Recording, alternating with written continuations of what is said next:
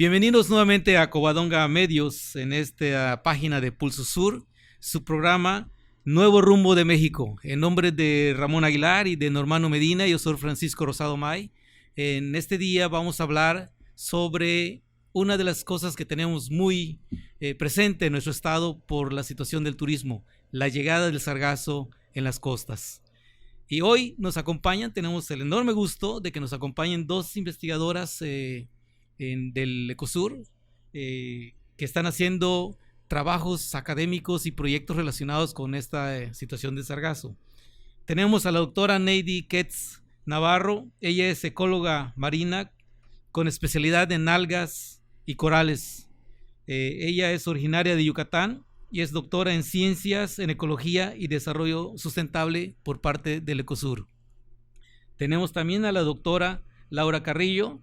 Ella es doctora en oceanografía física por parte de la Universidad de Gales en el Reino Unido. Ella es originaria de Mexicali, pero tiene ya muchísimos años con nosotros en Quintana Roo. Su trabajo académico la llevó a que el año pasado recibiera de manos del gobernador el reconocimiento como la mejor mujer quintanarroense destacada en el ámbito científico. Vamos a conversar hoy con estas dos excelentes especialistas conocedoras del tema, valores de nuestro sur de Quintana Roo, sobre este tema que nos interesa a todos en el estado de Quintana Roo y a todo el país. ¿Con quién comenzamos, doctora Neidy? ¿Con usted? Sí, gracias por la invitación. Con muchísimo gusto. Bueno, el sargazo son algas pardas, algas cafés, y usualmente en estas arribazones vienen mezcladas dos especies que se llaman Sargassum fruitans y Sargassum natans. Y dentro de estas algas también viene una comunidad de organismos asociadas, dentro de los que se encuentran invertebrados, peces, muchos organismos epífitos de algas, por mencionar algunos ejemplos. Están llegando a nuestro estado en grandes cantidades, ¿no? Las fotografías que vemos son muy impresionantes y al grado que se han cuantificado cientos de toneladas de esta alga. Pero es importante mencionar que tiene un porcentaje muy alto de agua el tejido de las algas. Sí. Bueno, en Quintana Roo inició en el 2014 y de una manera mucho más evidente o fuerte en el verano de 2015. Sin embargo, este fenómeno inició entre las costas de Brasil y Sudáfrica en el 2011, donde imágenes satelitales se podía observar que los continentes estaban prácticamente unidos por toda esta gran masa de sargazo. Ajá. Y estas algas sí tienen una gran cantidad de agua, pero el problema es cuando ya arriba a las costas y empieza el proceso de descomposición, que es cuando empiezan a emanar esta cantidad de materia orgánica ya en descomposición, y también los famosos lixiviados, que es el color chocolatoso que le dan a las aguas, todo este líquido que está ahí. Que puede cambiar también el color de las arenas y de las aguas que están cerca de donde están llegando las... Sí, hay una gran modificación y también con efectos muy negativos para diferentes ámbitos, no solo para el ámbito ecológico, sino también para el turismo, la erosión de olor playas, que emite, la descomposición, enfermedades, no por mencionar algunos ejemplos. Bien. Y doctora Laura, ¿cómo podemos explicar esta llegada de estos sargazo a Quintana Roo que no llegaba antes del 2014 o 2013? ¿Qué ha pasado en ese tiempo que explique la arribazón de estas algas? Sí, bueno, primero muchas gracias por la invitación. Me da un gusto hablar un poco de esta parte de la parte oceanográfica, ¿no? De qué nos está llegando, ¿no? Desde dónde viene. La doctora Neidy explicó que esto se empezó a ver en las costas de Brasil, en las costas de África, en medio del Atlántico, ¿no? Esta alga ha sido vista en otras islas del Caribe. En 2009 se empieza a tener estas primeras arribazones masivas en otras islas, pero es a nosotros cuando nos llega hasta el 2015 de una intensidad mucho más grande. Las oleadas se empezaron a ver en 2009, 2011, 2015 y en 2018. Es un poco complicado todavía establecer, de hecho dentro de la comunidad científica se está tratando de entender cuál es el origen que originó, ahora sí que cuál fue el origen que propició que esta alga creciera de manera tan grande. Se piensa que su origen ya no es el mar de los sargazos, sino su origen se piensa que es frente a las costas de Brasil, alimentados por el Amazonas. Hay muchas hipótesis que necesitamos probar, hay muchos estudios y la comunidad científica, tanto nacional como internacional, está haciendo esfuerzos por entender qué es lo que está pasando. ¿Cómo nos llega? Nos llega a través del transporte, de las corrientes y de los vientos. Es evidente que en los últimos años hemos tenido cambios muy drásticos. De hecho, ahorita, por ejemplo, estos 3 huracanes que tenemos, bueno, 3 tormentas que ya se han frente y estas tormentas inéditas que de repente se forman, ¿no? Hay mucha inestabilidad en la parte tanto oceánica como atmosférica, ellos van muy ligados. Y bueno, esto ha propiciado que se generen ciertos cambios, el transporte que está generando tanto el viento como las corrientes marinas. Son las que nos están trayendo este sargazo. No se sabe todavía, eso es lo que tenemos que entender, porque es un fenómeno que, digamos, nos está agarrando un poco de sorpresa, es decir, no se había estudiado antes del 2015 en nuestras costas. Entonces queremos saber y entender si esto es estacional, si hay una interanualidad, es decir, si es diferente año con año. En 2016, por ejemplo, ya no se presentó con la misma intensidad, en 2017 ya no lo tuvimos, en 2018 viene una gran oleada. Estos cambios temporales es necesario entenderlos, para eso necesitamos hacer estos estudios de monitoreo y hacer investigación. Sí, estoy entendiendo 2 o 3 cosas diferentes de esta intervención. La primera es común encontrar en la literatura, incluso académica, la hipótesis de que estas algas crecieron al grado en que están, más de lo normal, debido a las temperaturas que hay en el mar, que es mayor que la que había antes, y sobre todo por la presencia de sustancias químicas que se supone están arribando por vía del mar y por lixiviados terrestres también, de sustancias químicas utilizadas en otros sistemas como la agricultura, que es muy extensiva en Brasil. ¿Qué nos comentarías sobre esta hipótesis? Sí, es una hipótesis que se está tratando de investigar más a fondo, precisamente porque hay una gran fertilización, le llamamos nosotros, de los océanos, una fertilización por parte de las cuencas terrestres, ¿no? La deforestación, el cambio del uso de suelo es una parte muy importante, el uso de agroquímicos, fertilizantes, ¿no? Como bien lo mencionó, está fertilizando esta zona. No sé si han escuchado también esto de los vientos del Sahara, ¿no? que vienen arrastrando arena, que trae una gran cantidad de hierro y también fertiliza las aguas. Todo esto en conjunto con un aumento de la temperatura, que de hecho por ahí están saliendo unos artículos en los que se está evidenciando que efectivamente aumentó 1 grado la temperatura. Eso es muchísimo. Un grado parece poco para la persona que nos está escuchando, pero para los efectos ecológicos que esto implica en masas tan grandes como la del océano Atlántico, es un impacto enorme, severo que está teniendo, cambiando los ecosistemas, cambiando propiedades y cambiando estructura de los ecosistemas. Sí, de hecho, 1 grado de la temperatura representa, si lo queremos ver o extrapolar como bombas atómicas, pues estamos hablando de cientos o miles de bombas atómicas, ¿no? O sea, es una energía tal que lleva al océano. 1 grado, aumentarlo 1 grado, ahora la tendencia es a este aumento, entonces pues nos está poniendo en alerta, ¿no? Este sargazo de alguna manera nos está poniendo en alerta que tenemos que poner atención hacia nuestros océanos. Pero quizás estaría de acuerdo conmigo en que esta atención ya no debe ser solamente focalizada a un área o un aspecto de la actividad humana. Yo creo que estamos aquí haciendo, este fenómeno nos permite hacer más visible que los ecosistemas están entre sí interactuando, están entre sí conectados, y si el enfoque que le demos como tomadores de decisiones o como académicos viendo sistemas separados entre sí, vamos a perder el panorama completo. ¿Estoy bien en este razonamiento? Sí, está en lo correcto. De hecho, nos está impulsando a buscar estas interacciones entre las diferentes disciplinas. Debe verse de una manera integral y no incluso solamente la comunidad académica. O sea, tenemos que tomar en cuenta a tanto a los tomadores de decisiones, a la tecnología. Están ahorita varias propuestas de tratar de parar esto, pero yo creo que ese es un esfuerzo integral, ¿no? Integrar los diferentes ecosistemas, están conectados al final de cuentas, ¿no? Al final de cuentas está conectado tanto, ahora vemos la selva del Amazonas, ¿no? La parte oceánica y ahora las costas de Quintana Roo. Exactamente.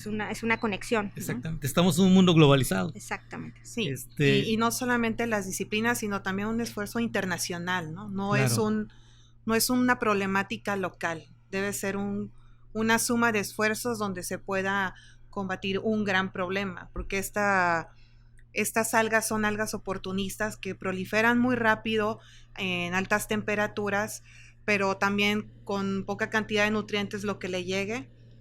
Lo aprovechan muy fácilmente porque se reproducen a través de la fragmentación, es decir, si se rompe un pedazo de ellas, este pedacito tiene la capacidad de incrementar su tamaño, ¿no? Crear otro organismo, básicamente. Y tan es grande el problema que, por ejemplo, en el mar de los sargazos, donde pues prolifera el sargazo, casi no hay vida animal, entonces es una capa muy densa que va matando todo a su paso. Y no lo quisiéramos tener aquí en el Caribe, ¿no? No podríamos estar disfrutando el mero que tanto nos agrada, o la langosta, o cosas que tenemos aquí en nuestro ecosistema. Sí. Exactamente. Sí, me gustaría nada más agregar un poquito más a eso. El sargazo de manera natural, o sea, las cantidades normales que nosotros recibíamos, sí tendría un beneficio, ¿no? El problema es la anomalía, la gran cantidad que tenemos, ¿no? La masividad. O sea, no es porque lo usan algunos de estas cantidades pequeñas de sargazo para transportarse las pequeñas larvas, o sea, incluso el pez dorado no busca la sombra de esto, pero el problema es la cantidad que tenemos, el volumen que tenemos. Mientras estaba escuchando los comentarios de ustedes, vino a mi mente, cruzó rápidamente una idea, si habría alguna correlación entre este fenómeno que estamos viendo del sargazo y los arribazones en diferentes años, entre eso y el niño o la niña. Pues es una pregunta muy buena. De hecho, acaban de anunciar que se espera la llegada de un niño quizás para diciembre, y ahora sí que también el niño ya no está respetando ciertos tiempos, ¿no? Patrones. Eso, los patrones se está presentando más frecuente y con gran intensidad, ¿no? Entonces, podría haber una correlación, pero es necesario hacer los estudios y tener las pruebas, ¿no? Claro. Tener la evidencia suficiente. Si me permiten, para nuestro auditorio, cuando hablamos aquí del niño o de la niña, nos estamos refiriendo a nombres que la comunidad científica le ha dado a fenómenos meteorológicos globales. El niño prácticamente se llama así porque normalmente se presenta en el mes de diciembre, alrededor del 24 de diciembre, que es cuando sucede el nacimiento de Jesucristo, que en el hemisferio sur de nuestro continente, es otra estación del año, hay cambios en la temperatura del mar.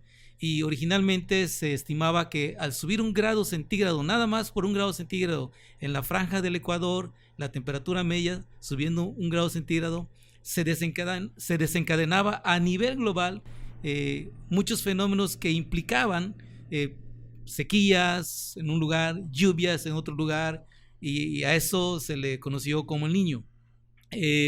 También la comunidad científica tardó varios años para entender estas relaciones que hay entre los cambios de temperatura en el mar y los efectos que estamos viviendo en tierra en diferentes partes del país, del mundo también.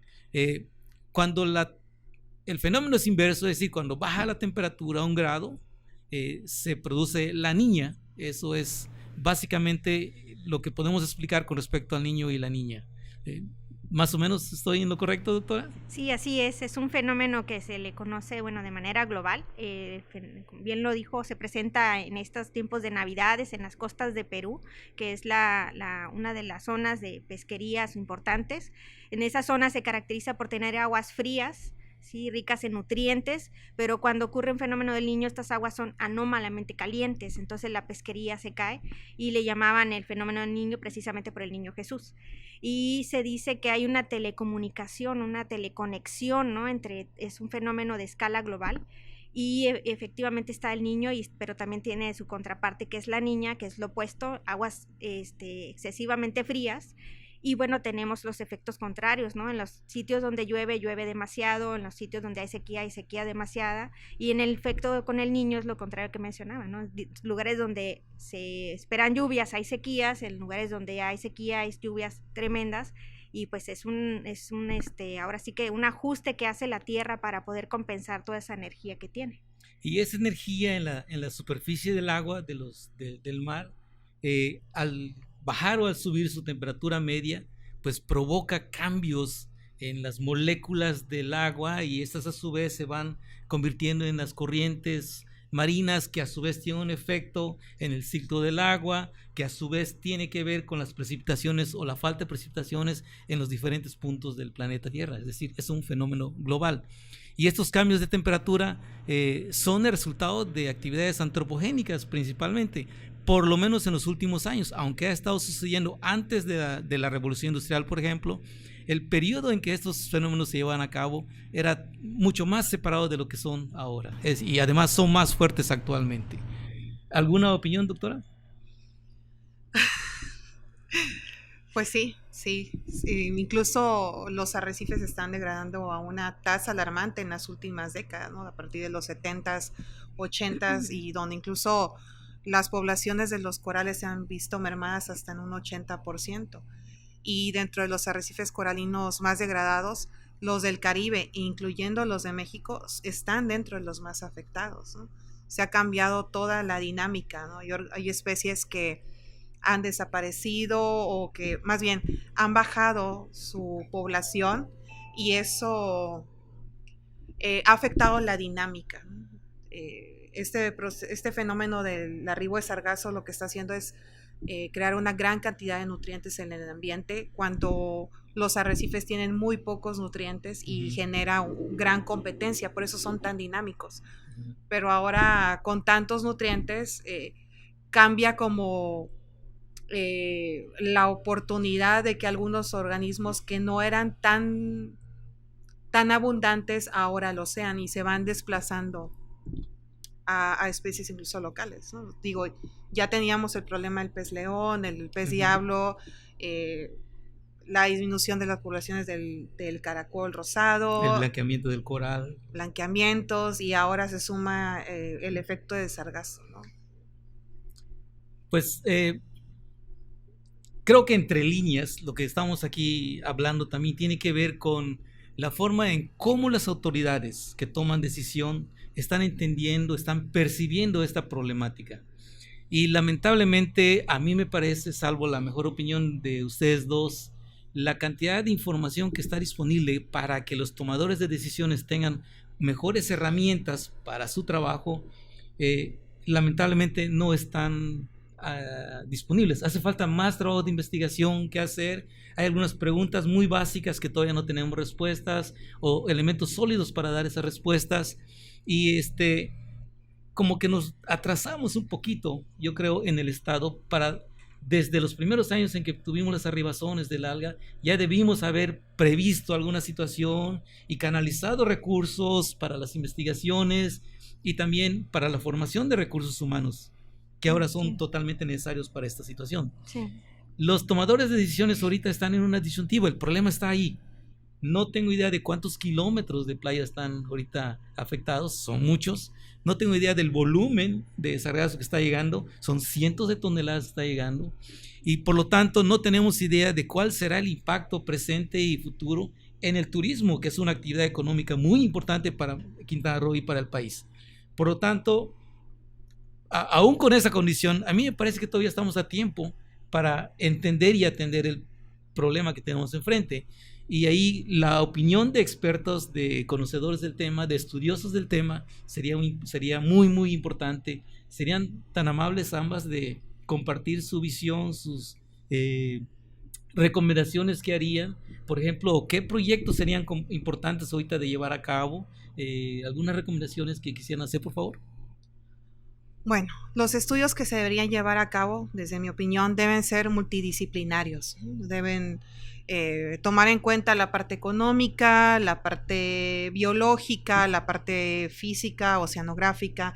Debe ser lo más completa posible, porque este fenómeno se va a seguir repitiendo y habría que ver con qué intensidad, ¿no? Porque el arribo masivo, por ejemplo, del 2015 se dio en el verano, pero esta vez el efecto del sargazo empezó a llegar desde febrero y empezó en la parte sur del estado, ¿no? También se necesita que los tomadores de decisiones realmente tengan la disposición y quieran escuchar un poco pues nuestras opiniones para que fueran lo más completas posibles, ¿no? Y desafortunadamente este fenómeno da para mucho que investigar, y probablemente las respuestas no sean prontas ni sean fáciles, pero se tendría que iniciar desde ahora, ¿no? Sí, bueno, para complementar, me parece que la emergencia se ha tomado por sorpresa, ¿no?, a las autoridades, y pues es necesario que se haga algo. Ante la urgencia, pues es como cuando ocurre un temblor, ¿no? O sea, si uno no tiene un protocolo, ¿no? Sale uno corriendo, ¿no?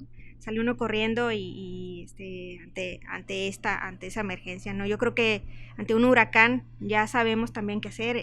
Quintana Roo tiene una experiencia, ha tenido experiencias de hecho muy severas en el pasado, lo que le ha hecho tener protocolos muy muy buenos para poder atender una emergencia tal. El sargazo se está transformando en una emergencia de ese tipo. Entonces las autoridades, si bien tienen que tomar una acción oportuna, rápida, urgente, sí se deben de dar el tiempo de establecer un diálogo con la comunidad académica, y la comunidad académica de Quintana Roo pues ha crecido en los últimos años. Yo creo que han seguido muchos de ellos monitoreos, pese a que no hay mucho apoyo a la parte de investigación, y eso es una parte que ahorita yo creo es como una sacudida para los gobiernos, ¿no? De empezar a generar esos recursos humanos, de empezar a promover investigación, no de corto plazo, de una visión ya de mediano y de largo plazo. Quizás porque ambas, ¿no? Necesitamos resolver algunas situaciones a corto plazo. A corto plazo. El sargazo ya está en las playas. Exactamente. Pero no perder de vista la visión a futuro también. Exactamente, porque no sabemos con qué intensidad van a venir. O sea, es demasiado grande el problema, es demasiado grande, ¿no? Las costas, si bien hay costas en las que arriba más sargazo, toda la costa de Quintana Roo tiene sargazo. Se han establecido algunos operativos para poder hacer como una barrera, pero es demasiada la cantidad. Los fenómenos que pueden ayudar a limpiar el sargazo en la antigüedad, o sea, digamos, sin la intervención del hombre, siempre han sido las tormentas, ¿no? O sea, ahora las tormentas nos llegaron muy tarde, casi no llovió. O sea, estas anomalías que están muy relacionadas con lo que se esperaría de la variabilidad climática, el cambio climático, pues nos obliga a tener mejores medidas de mitigación. Y en cuanto a proyectos de investigación, se están haciendo algunos esfuerzos por tratarle, ahora sí, de verle el lado bueno al sargazo, ¿no? De tratar de buscar como su aprovechamiento. Por otro lado, también el tratar de evitar de que llegue a la costa, porque el problema es cuando llega a la costa, como bien dijo la doctora Neidy, pues sufre un proceso de degradación, hay mayor cantidad de materia orgánica, y también pues puede generar zonas anóxicas, no, mortalidad de peces, etcétera, y de otros organismos. Pero yo creo que las medidas, pues sí se tiene que hacer esto, ¿no? De las diferentes disciplinas, hacer un esfuerzo, porque hay que hacer un esfuerzo mayor al que se está haciendo ahora con la comunidad académica. Y yo creo que la comunidad académica regional, y digo otra vez del Estado, puede tener elementos que, claro, o sea, nos podemos asociar y tener colaboración con las instituciones nacionales tradicionales y mucho más grandes, ¿no? Como la UNAM, por ejemplo. Nos pueden apoyar en ese sentido. Hay varias propuestas para generar biodiesel, bioenergía, ¿no? Biogás, ¿no? Hay otras que es para alimento. La cosa es cómo capturarlo. O sea, ahí es donde entra, bueno, ya sé que lo puedo utilizar, hay que hacer los suficientes análisis también, pero también está cómo lo tomo del mar. No es fácil, ¿no? Es que vaya y voy en mi embarcación y lo cosecho, ¿no? Estamos hablando de toneladas. El otro es que no tenemos aspectos tecnológicos de extracción, y dependemos también eso en cierta medida de las tecnologías foráneas y extranjeras. También en México ya existen capacidades de poder desarrollar esas tecnologías. Aquí mismo tenemos estudiantes, ¿no? en la UT, que pueden a lo mejor buscar estas formas innovadoras, ¿no? de resolver ese problema. Yo creo que es una oportunidad. El sargazo no lo veo yo como el gran problema, sino es la gran oportunidad. Es la gran oportunidad de que no habíamos abierto los ojos antes, de que podemos invertir sabiamente en el estado y podemos construir. O sea, el océano nos está regalando el sargazo, no lo veamos como algo negativo, nos está regalando todo eso que nosotros estamos echando al mar, todos los nutrientes, toda esa carga que tenemos sobre los océanos, esa cantidad de calor, esa energía, ese carbono que está capturando de la atmósfera, que nosotros estamos emitiendo a través de la industria, lo está transformando en un sargazo, o sea, nos lo está dando en un paquete, vaya. Entonces, ¿cómo lo podemos aprovechar? Yo creo que ese es el gran reto. Entonces, pues tratemos de ser como, ahora sí, un poco propositivos creativos ante una problemática tan grande. Y pues la cosa es que necesitamos un esfuerzo de coordinación grande. Y por otro lado, también encontrar los fenómenos que producen ese efecto y saber en qué medida tenemos que controlar esos fenómenos. Que no puedo imaginar un escenario en el que solamente por aprovechar el sargazo y sigamos fomentando su crecimiento y su presencia masiva. Es decir, necesitamos también controlar cuáles son aquellos elementos que están creando ese problema, y para eso necesitamos la visión global. Yo creo también que nuestro auditorio estaría feliz si alguno de ustedes aborda el tema de la estrategia que el gobierno ha estado siguiendo de tratar de frenar la llegada del sargazo a la playa. ¿Cuál es la visión de ustedes con los estudios y conocimientos que tienen sobre este organismo? ¿Es una buena estrategia? ¿Qué cosas habría que sumarle a esta estrategia? Okay. Bueno, me parece, es una estrategia para evitar que llegue, ¿no? Eso en principio es bueno porque estamos viendo que hay una degradación del ecosistema.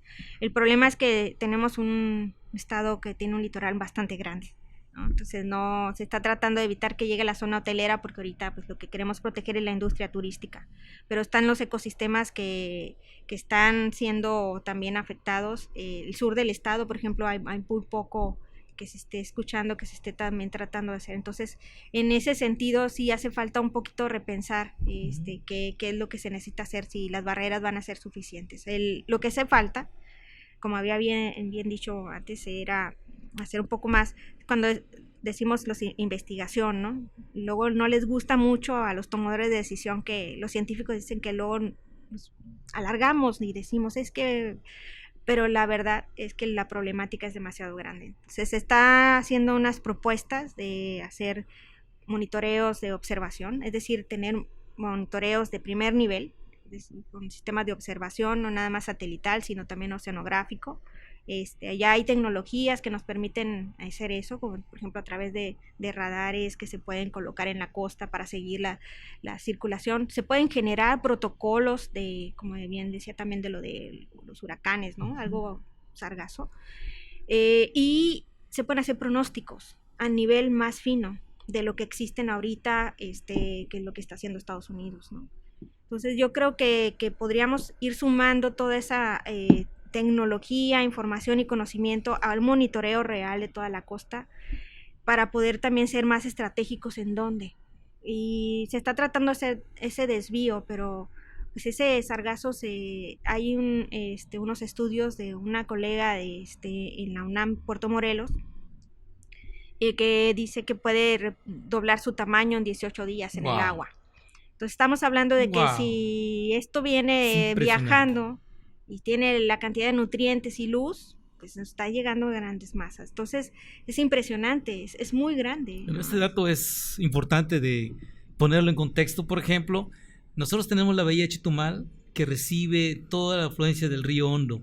El río Hondo transita a lo largo de muchos campos agrícolas, en donde se están utilizando, la caña demanda una cantidad de fertilizante bastante alta, y otras especies que están ahí siendo cultivados. No sabemos qué es lo que está llevando entonces hasta el Caribe, en donde está el sargazo. Y la posibilidad de que llegue incluso aquí a la bahía de Chetumal, yo creo que no está exenta. Existe esa posibilidad. Y no es una visión que sea agradable para nosotros, ¿no? Sí, hay muchas interrogantes. No sabemos todavía hay muchas interrogantes, ¿no? O sea, en cuanto a cuánto crece una vez que está cercano a la costa, cómo llega a la costa, porque si bien viaja con la corriente y el viento, hay fenómenos que le llaman otros oceanográficos, giros, ¿no? Que lo atrapan y que queda ahí.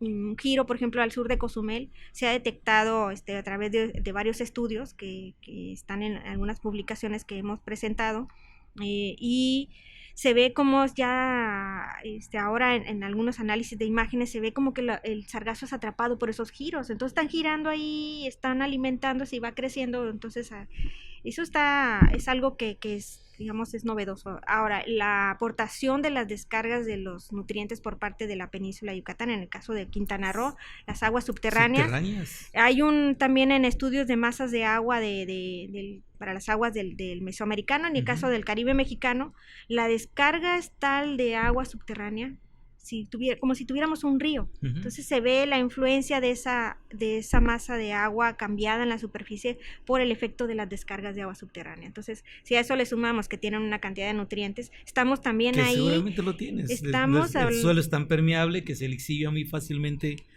muchos nutrientes y químicos. Así es, entonces, bueno, eso ¿qué efecto tendrá, no? Que tanto nosotros estamos alimentando esa misma alga, ¿no? Entonces, como dije, hay muchas interrogantes y el momento ahorita es de empezar a generar estas sinergias para poder ir atacando, pues ahorita a lo mejor lo emergente, y poder también ayudar a que tengan más certeza en la toma de decisiones, ¿no? Claro. Es decir, una buena toma de decisiones requiere de información sólida, fuerte, y quizás también con ciertos plazos para poder ir tomando decisiones paulatinamente, ¿no? Sí, por ejemplo, una de las medidas que tendría que ser urgente es cómo van a disponer de este sargazo que están colectando de las costas, ¿no? Porque simplemente excavar fosas y colocar ahí las algas, al final de cuentas los lixiviados se van a incorporar nuevamente al manto freático y esas aguas van a terminar con muchos nutrientes modificando nuevamente el mar, ¿no? Entonces es algo prioritario, ¿no? Pero también va a ir surgiendo información que va a ayudar a largo plazo. Por ejemplo, simplemente de dónde viene, de dónde se origina, para intentar atacar este problema antes de que llegue a las costas, porque mientras más pasa el tiempo, más se va incrementando la cantidad de estas algas, ¿no? Entonces, desde lo más sencillo es de dónde vienen. Y cómo se genera ese problema. Sí, y son problemas pues muy severos, ¿no? Simplemente al colectarlo de la costa se están llevando una gran cantidad de arena y ello está promoviendo una erosión de las playas, ¿no? Si también está afectando negativamente a otros organismos, pues también se puede perder la arena blanca y las aguas turquesa, ¿no? Ya tiene otros efectos de aguas con muchos nutrientes, oscuras, erosionadas, ya fangosas. Entonces sería una repercusión negativa no solo para los organismos o para las especies de interés comercial como la langosta, sino también para una de las principales fuentes de entrada del país, que es el turismo, ¿no? Y que Quintana Roo es líder en esta parte, ¿no? Estaría ya muy preocupante la situación económica. Totalmente. Pues yo me llevo el mensaje después de esta conversación con ustedes como expertas en el tema de lo siguiente. Me parece que nosotros en esta parte de México hemos tenido un nivel de desarrollo bastante importante. Lo vemos cuando vamos especialmente en el norte del estado, pero que también es resultado del desarrollo que está llevando en otras partes del mundo. Si no hubiera buen desarrollo en Estados Unidos, no tuviéramos, o en Europa, no tuviéramos los turistas que estuviéramos aquí en Cancún o en la Riviera Maya. Pero junto con este desarrollo están viniendo retos que antes fue, por ejemplo, el virus H1N1, antes fue Zika y otras enfermedades, influenza. Ahora tenemos el sargazo afectando nuestras costas. Mañana quizás tendremos otra situación que no podemos prever ahorita. Pero la pregunta que creo que está emergiendo de esta conversación es: ¿estamos preparados desde el punto de vista académico, científico, de educación y de formación de recursos humanos, no solamente para atender lo que inmediatamente está sucediendo, sino para prever lo que pudiera suceder mañana? Esa es una pregunta que tendríamos que plantearnos en forma seria, porque podemos colapsar en nuestro desarrollo si no tenemos el recurso humano que realmente sustente ese desarrollo a través de alto nivel de educación, a través de alto nivel de formación de recursos humanos. ¿Compartirían ustedes esta reflexión final? No, yo creo que no. A ver, digamos por qué. No solo falta tener más recursos humanos, sino tener como diferentes especialidades que sea complementario. Okay, perfecto. También más financiamiento que permita tener equipos especiales que tomen lecturas más finas o que den resultados más finos, que permitan hacer pronósticos, y sumado a ello pues hay una gran cantidad de desempleo en el país, donde salen muchos jóvenes que egresan de los posgrados y se enfrentan ante la problemática de que no hay trabajo, ¿no? No hay plazas para ser investigador, no hay plazas para incluso ser profesor en la universidad y dar clases. Dar clases y hacer investigación. Y hacer investigación es muy complejo, ¿no? Son muy pocos los jóvenes que se arriesgan a hacer un posgrado, pero cuando salen se enfrentan con no tener trabajo. Es un buen punto. Yo diría que más bien adiciona a la reflexión que hice, la mejora incluso, es decir, no la contradice. De hecho, una vez escuché a una persona del CONACYT decir que la probabilidad de que un mexicano hiciera el posgrado era la misma probabilidad de ganarse la lotería. Wow, pero eso estuvo muy fuerte. Pero aquí habemos muchos que todavía no nos hemos llevado el premio. Hace falta totalmente trabajo. de acuerdo, no dudo en decir totalmente de acuerdo. Sí, bueno, yo también pienso que hace falta recorrer un gran camino, ¿no? Si bien sí hay recursos humanos, no son los suficientes. Como dije, la problemática va más allá. Y también se ha invertido muy poco en lo que es la parte fuerte es poder contratar a esas personas, a estos estudiantes que ya egresaron, aprovechar los recursos, que ya se hizo una inversión por parte del país. Yo también fui becaria como Neidy, ¿no? Por parte de que nosotros fuimos becados con dinero público. Entonces nosotros tenemos una responsabilidad al final, ¿no?